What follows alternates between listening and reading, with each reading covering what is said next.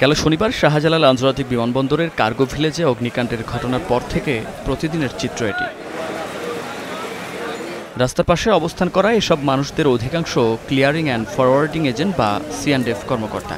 আবার আমদানিকারকদের অনেকেই আসছেন পরিস্থিতি পর্যবেক্ষণ করতে। তাদেরই একজন মনিরুল ইসলাম। কার্গো ভিলেজের ভেতরে পণ্যের অবস্থা সম্পর্কে তিনি অবগত না হতে পারলেও তার আমদানি করা 10 লাখ টাকা মূল্যের পণ্যের কিছুই যে অবশিষ্ট নেই তা স্পষ্ট। এমন বাস্তবতায়ও ঠিক বুঝে উঠতে পারছেন না কিভাবে ক্ষতিপূরণ পাবেন।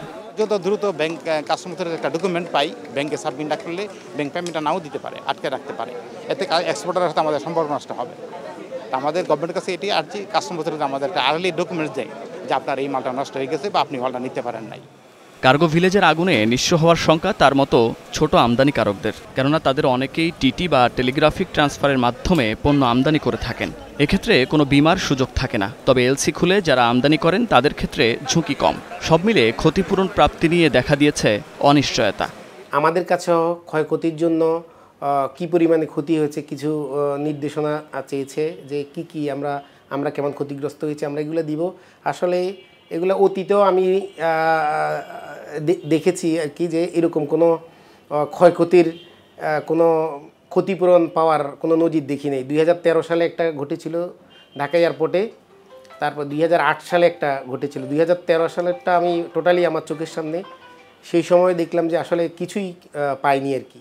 যদিও আগুনে ক্ষতির পরিমাণ ও ক্ষতিপূরণ বিষয়ে এখনও কর্তৃপক্ষের দিক থেকে আশ্বস্ত হওয়ার মতো কোনো খবর মেলেনি। Exporters association of Bangladesh EAB জানিয়েছে, আগুনে বিভিন্ন শিল্পের কাঁচামাল সহ সম্ভাব্য মোট ক্ষতির পরিমাণ প্রায় 12,000 কোটি টাকা। এ অবস্থায় ক্ষতিগ্রস্ত উদ্যোক্তাদের জন্য দ্রুত ক্ষতিপূরণের ব্যবস্থা করার পাশাপাশি যাদের বীমা সুবিধা ছিল না তাদের জন্য বিশেষ তহবিল গঠন করার কথা বলেন EAB ও BKME এর সভাপতি। তিনটেই সরকারি দপ্তর, আমি যদি বিমান বলি অথবা সিভিল এভিয়েশন বলি অথবা কাস্টমস বলি, তিনটেই সরকারি প্রতিষ্ঠান। এবং সরকার সিদ্ধান্ত নিবে।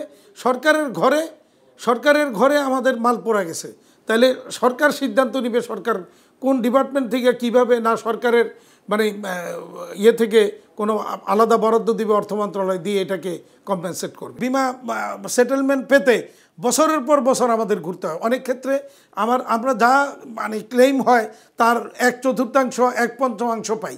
তাইলে এই ধরনের ইন্স্যুরেন্সের থাকার কোনো প্রয়োজন আছে বলে আমরা মনে করি। বিদেশি ক্রেতারা এই অগ্নিকাণ্ডের খবরে রপ্তানি পণ্যের নিরাপত্তা নিয়ে উদ্বিগ্ন হয়ে পড়েছেন বলেও জানান তিনি। বায়ারদের অনাস্থা তো কিছুটা তো তৈরি হয়েছে বা হবেই। Munnaf Rashid, star news, Dhaka.